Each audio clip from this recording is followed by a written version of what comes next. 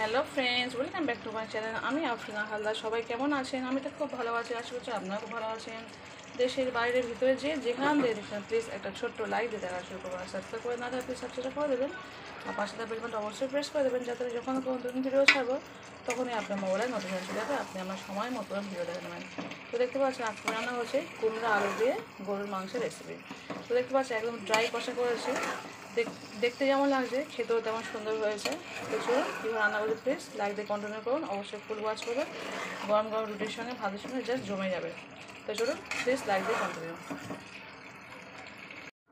Hello friends, দেখতে পাচ্ছেন আজকে আমি কুমড়ো দিয়ে মাংস রান্না করবো। তো কিছুটা কুমড়ো নিয়ে নিয়েছি, 250 থেকে 300 গ্রাম মতো কুমড়ো নিয়েছি 2 পিস আলু নিয়েছি, একটা বড় সাইজের পেঁয়াজ, কিছুটা কাঁচা লঙ্কা আর কিছুটা আদা রসুন নিয়েছি হচ্ছে 750 গ্রাম মাংস।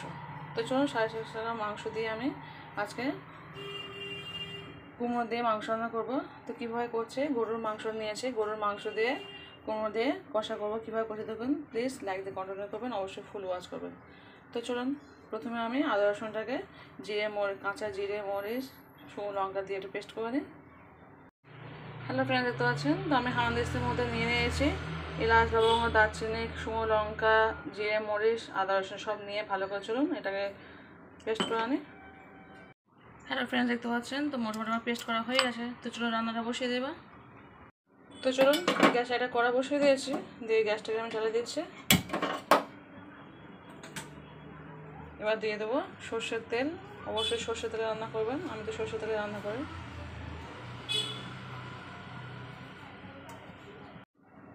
দেখতে পাচ্ছেন খুব বেশি তেল দেওয়ার দরকার নেই, গরু মাংস রান্না করতে হলে খুব বেশি তেল লাগে না, কারণ ওখান থেকে অনেকটাই তেল বের হয়।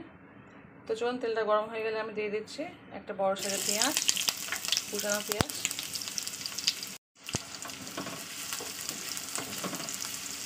পেঁয়াজটা একটু লালি করে ভেজে নিতে হবে।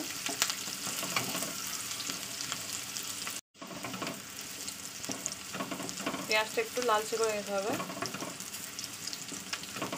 পেঁয়াজটা ভালো হয়ে গেলে প্রথমে দিয়ে দেবো মাংসটাকে। তো দেখতে পাচ্ছি পেঁয়াজটা না ভাজা হয়ে এসছে। তো চলুন এই পর্যায়ে আমি দিয়ে দিচ্ছি যে মাংসটা কেটে রেখেছি, 750 গ্রাম মাংস নিয়েছি আমি, দিয়ে দিলাম।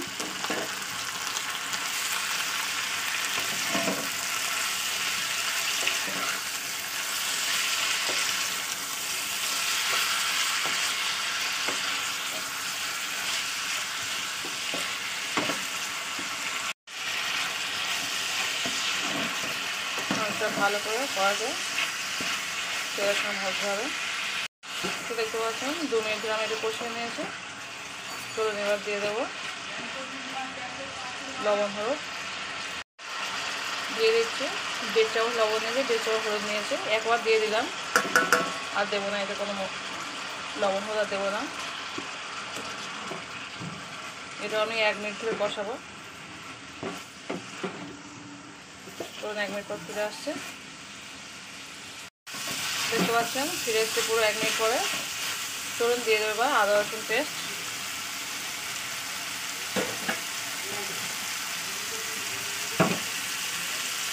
দিয়ে দিচ্ছি আদা রসুন পেস্ট।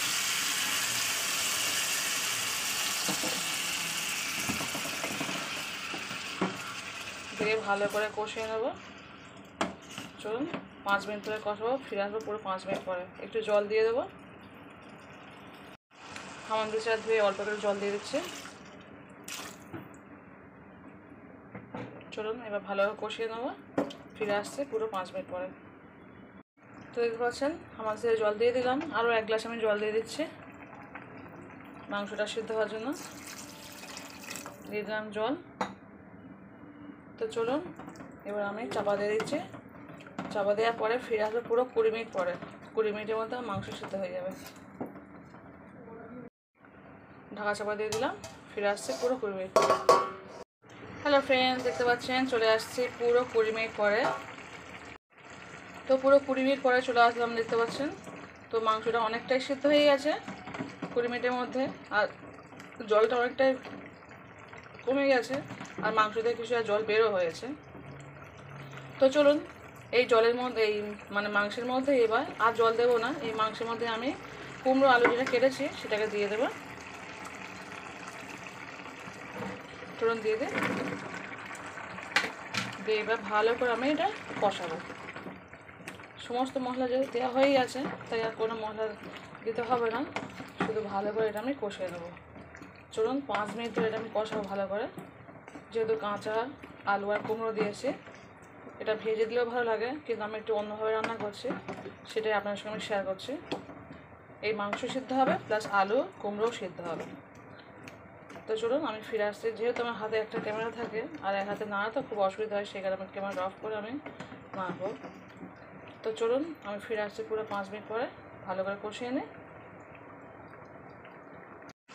হ্যালো ফ্রেন্ডস, দেখতে পাচ্ছেন চলে এসেছি পুরো 10 মিনিট পরে। পুরো 10 মিনিট ধরে আমি এটা কষিয়েছি। তো অনেকটাই দেখতে পাচ্ছেন কুমড়ো আলু অনেকটাই আমার সিদ্ধ হয়ে গেছে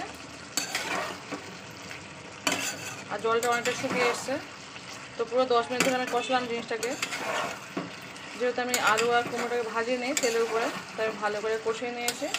আর মশলা থেকে দেখতে পাচ্ছেন আমার অনেকটা তেল ছেড়ে এসছে।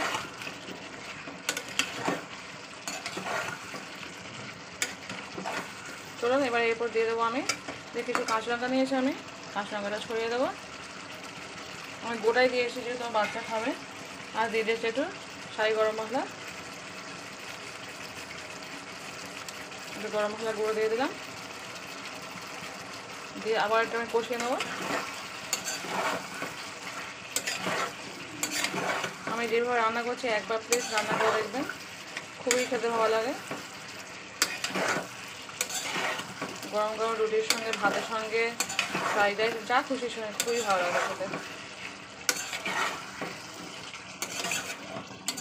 আর সামনেই শীত, শীতের সময় এরকম যদি মাংস কষা হয় তো আর বলার কিছু নেই। যে 4টে রুটি খায় সে 4 থেকে 8 রুটি খেয়ে নেবে, মানে যে যেটা খায় তার ডবল খেয়ে নেবে।